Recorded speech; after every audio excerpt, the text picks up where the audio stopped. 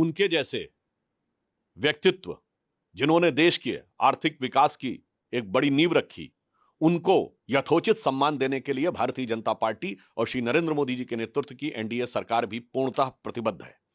और इसी के दृष्टिगत कल कैबिनेट ने अपनी बैठक में यह तय किया कि मनमोहन सिंह जी की स्मृति में एक स्मारक और समाधि स्थल बनाया जाएगा और इसमें जो भी प्रक्रियागत समय होगा कांग्रेस पार्टी को यह कन्वे किया गया। कैबिनेट के तुरंत बाद गृह मंत्री आदरणीय अमित शाह जी ने कांग्रेस के अध्यक्ष आदरणीय मल्लिकार्जुन खड़गे जी को यह कन्वे किया कि सरकार स्मारक बनाने के लिए निर्णय ले चुकी है और अब जमीन का अधिग्रहण, ट्रस्ट का बनना और जमीन का ट्रांसफर जैसी प्रक्रियाएं पूर्ण होने के बाद जो समय लगेगा उसके द्वारा यथोचित और यथाशीघ्र यह कार्य किया जाएगा।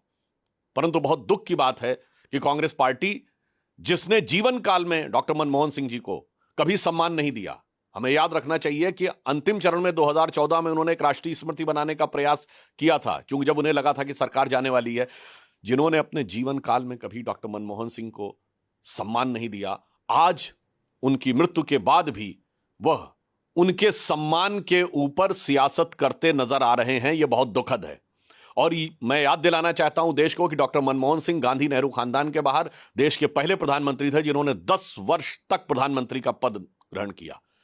और यह भी याद दिलाना चाहता हूं कि कांग्रेस पार्टी ने नेहरू गांधी खानदान के बाहर किसी भी प्रधानमंत्री को सम्मान नहीं दिया। देश के पहले प्रधानमंत्री जो नेहरू गांधी खानदान के बाहर थे, जिन्होंने 5 साल पूरे किए, वो श्री पीवी नरसिम्हा राव थे। उनके साथ क्या हुआ सबको पता है। प्रणब मुखर्जी जी की ऑटोबायोग्राफी और उनके परिवार के लोगों ने जो संस्मरण लिखे हैं उसमें प्रणब मुखर्जी जी के साथ क्या हुआ है सबको पता है। कांग्रेस पार्टी का इतिहास रहा है कि उनके प्रथम परिवार के बाहर के किसी भी नेता को सम्मान नहीं दिया गया। सरदार पटेल से लेके लाल बहादुर शास्त्री जी से लेके पीवी नरसिम्हा राव तक के दर्जनों उदाहरण देश के सामने हैं। कम से कम आज इस दुख की घड़ी में राजनीति करने से बाज आना चाहिए।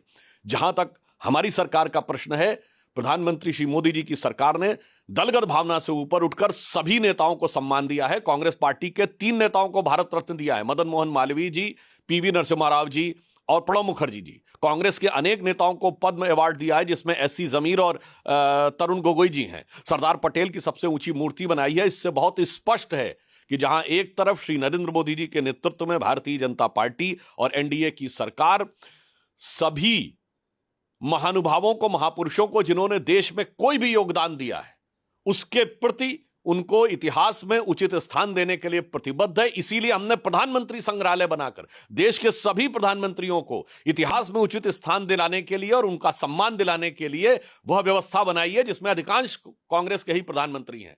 परंतु आज मैं पुनः कहना चाहूंगा, यह दुख की बात है कि डॉक्टर मनमोहन सिंह जी के कार्यकाल में जिस प्रकार का उनके साथ बर्ताव हुआ है, देश के साथ कुछ छुपा हुआ नहीं है। आज उनके देहावसान के बाद भी उसी प्रकार की भर्त्सना योग्य राजनीति करती कांग्रेस पार्टी नजर आ रही है। अगर आप ये वीडियो YouTube पर देख रहे हैं तो हमारे चैनल को सब्सक्राइब कर बेल आइकन दबाएं और Facebook पर देख रहे हैं तो हमारे पेज को लाइक करें। 8 मिलियन प्लस सब्सक्राइबर, आपके इस भरोसे के लिए बहुत धन्यवाद।